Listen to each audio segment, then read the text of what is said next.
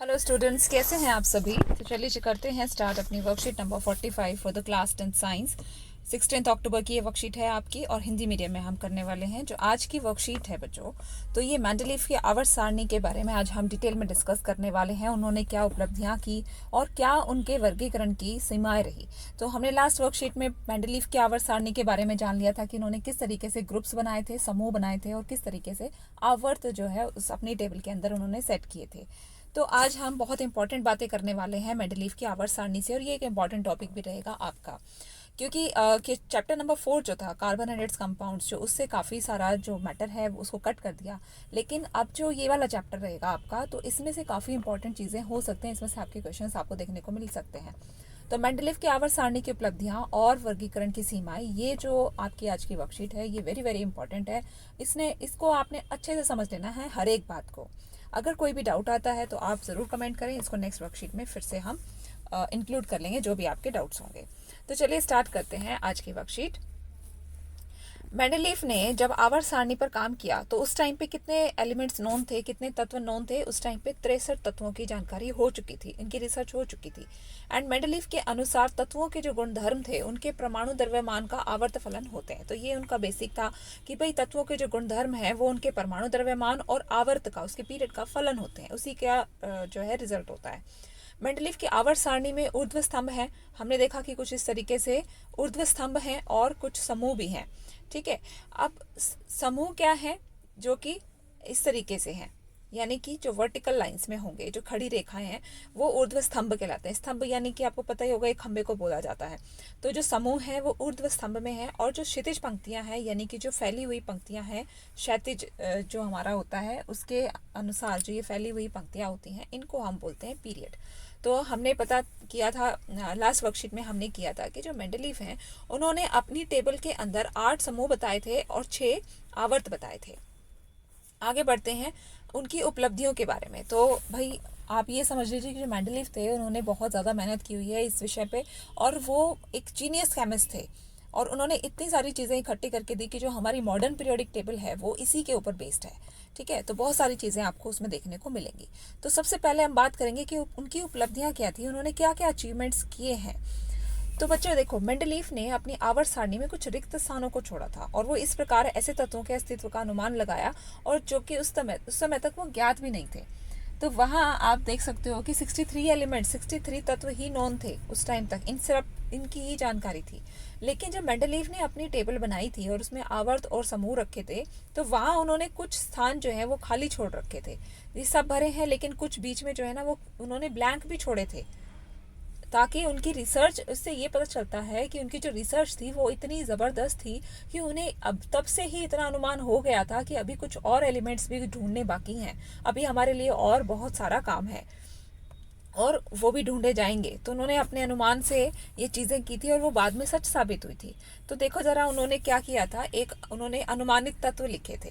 ठीक है, अब जैसे कि हम अब कोई भी, आपको मैं सीरीज़ दे देती हूँ, मैंने आपको सीरीज़ दे दी 3, 6, 9, बीच में मैंने डैश छोड़ दिया और उसके बाद फिर से मैंने लिख दिया 15। तो आपसे अगर मैं पूछूं, तो आप जिस स्टेज पर हैं, आपने इतनी अच्छे से रिसर्च की हुई है कि मैथ की सीरीज़ जो है ये आप दिख जाएगी आपको कि मैथ्स का एक 3 का टेबल है, और आप फटाफट यहाँ बता देंगे कि यहाँ 12 आएगा। तो इसी तरीके से मेंडलीफ ने भी इतनी मेहनत की थी, उन्होंने जो भी काम किया अपना इतनी सिंसियरली किया था कि उन्हें भी ये अनुमान हो गया था कि अभी यहाँ बीच में जो मुझे गैप नज़र आ रहा है ना, तो इसका मतलब क्या है, यहाँ पे कुछ और आना अभी बाकी है, कोई और तत्व आना भी बाकी है। तो उन्होंने क्या किया, और जो अनुमानित तत्व थे वो सोच रहे थे जिनके बारे में कि यहाँ पर एक और तत्व आ सकता है, तो उसका नाम उन्होंने कुछ इस तरीके से रख दिया, जैसे एका बोरोन, यानी कि बोरोन के जैसा होगा, एका एल्यूमिनियम, एका सिलिकॉन, है ना। इस तरीके से उन्होंने इनके अनुमानित नाम तो रख दिए, और बाद में जाकर जब इनकी खोज हुई, जब इनको डिस्कवरी किया गया, तो वो सच में ही उनके जो वास्तविक नाम बाद में रखे गए, तो उनको स्कैनेडियम नाम दिया गया, गैलियम और जर्मेनियम उनका नाम दिया गया। तो मेंडलीफ की ये उपलब्धि थी बहुत बड़ी कि उन्होंने वो रिक्त स्थान छोड़े थे और उन्हें मालूम था कि यहाँ पर कुछ और तत्वों का आना भी बाकी है। तो that was very important achievement. Second जो बात है बच्चों, कि इनके द्वारा अनुमानित तत्वों के जो गुणधर्म थे उनका अनुमान जो था वो उन्होंने बिल्कुल सही लगाया था, उनके गुणधर्म भी बता चुके हैं वो। तो उन्होंने जब अनुमानित जो उनके तत्व थे जिनके बारे में वो सोचते थे कि ये कुछ तत्व और आने बाकी हैं, और उनको एक नाम दे दिया था ताकि इनकी पहचान हो थोड़ी सी। तो उनके गुणधर्म उन्होंने क्या क्या बताए, उन्होंने उसका परमाणु द्रव्यमान बता दिया, उनके ऑक्साइड के सूत्र बता दिए, उनके क्लोराइड के भी सूत्र बताए थे। तो हमने देखा था कि जो लास्ट वर्कशीट में हमने टेबल की थी मेंडलीव की, तो उसमें उन्होंने ऑक्साइड और हाइड्राइड के वहां पर फॉर्मूले भी दे रखे थे। अब ये देखो, एका एल्यूमिनियम जो था उसके बारे में वो बताते हैं। ये जो एका एल्यूमिनियम तत्व जब आगे कभी खोजा जाएगा, इसके बारे में कुछ जानकारी मिलेगी, तो उन्होंने अनुमान लगाया था इसका 68 द्रव्यमान होगा, और जो इसका ऑक्साइड का सूत्र होगा वो E2O3 होगा, और जो इसके क्लोराइड का सूत्र होगा वो ECl3 होगा। यानी कि आपको पता होगा एल्यूमिनियम के लिए जैसे हम ऑक्साइड लेते हैं तो इसका एल्यूमिनियम का फॉर्मूला क्या होता है, Al2O3 होता है ना, और इसी तरीके से क्लोराइड का उसका AlCl3 होता है। लेकिन जब बाद में हमने देखा कि एका एल्यूमिनियम कौन था, वो बाद में जाके गैलियम मिला था। गैलियम के नाम से उसकी जब उसको डिस्कवर किया गया तो उसका नाम गैलियम रखा गया था। तो जब उसको देखा गया तो उसका परमाणु द्रव्यमान कितना निकला, 69.7, जो कि मेंडलीव के अनुमानित द्रव्यमान के बहुत करीब था। तो 68 और 69.7 बहुत अप्रोक्सीमेटली उन्होंने नज़दीक का आंसर, नज़दीक का परमाणु द्रव्यमान बता दिया था उस टाइम पर ही, जब इसकी कोई खोज भी नहीं की गई थी, इसके बारे में कुछ पता भी नहीं था। देखो, और फिर उन्होंने उसका जो ऑक्साइड था उसका भी सूत्र बता दिया था। तो देखो कितना इम्पोर्टेंट है ये बात कि अब जो गैलियम है उसका जो अनुमान, उसका जो सूत्र है वो भी कितना है, Ga2O3।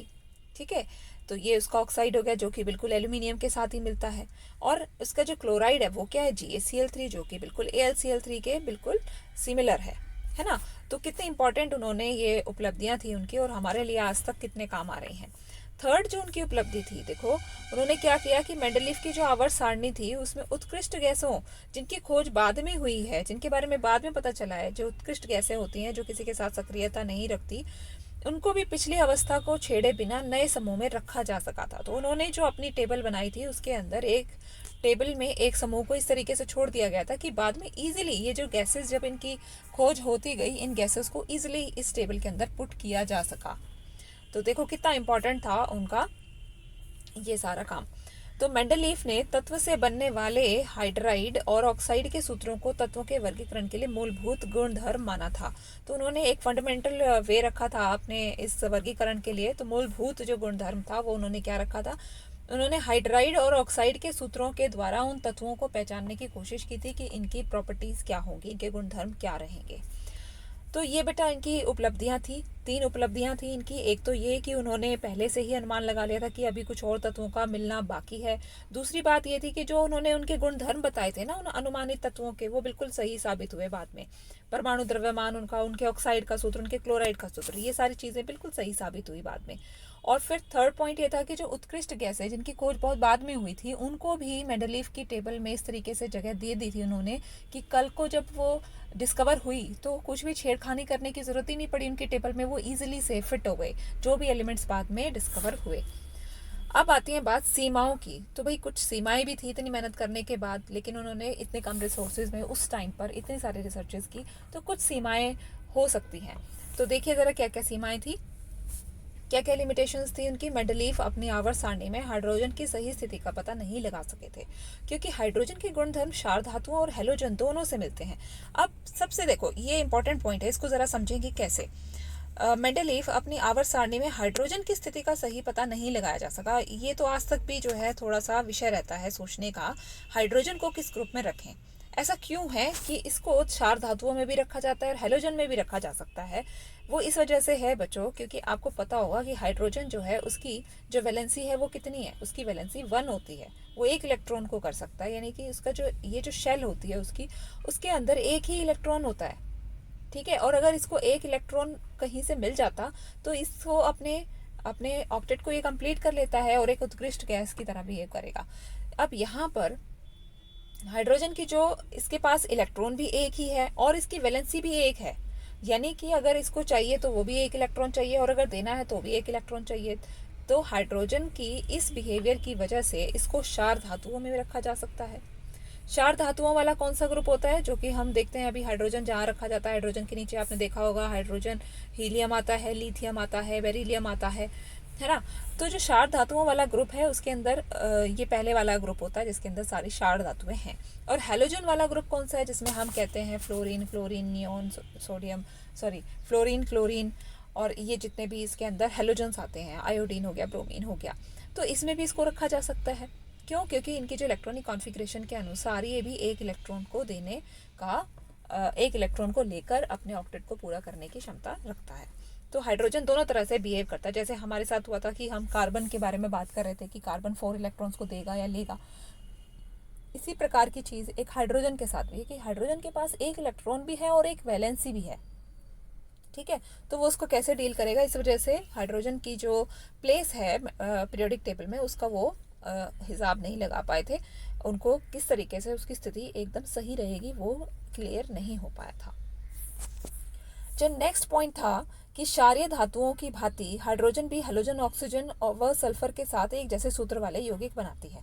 अब हाइड्रोजन जो है वो भी क्षारीय धातुओं की तरह ही और हैलोजन की तरह वो क्या करती है, हाइड्रोजन, ऑक्सीजन और सल्फर के साथ एक जैसे सूत्र बनाती है। जैसे कि हाँ, ये जो फॉर्मूलेस कुछ दे रखे हैं कि HCl जो है वो एक NaCl की तरह ही अपना सूत्र रखता है। इसी तरीके से H2O है वो Na2O रखता है, H2S जो है Na2S की तरह, बिल्कुल सेम सेम, है ना।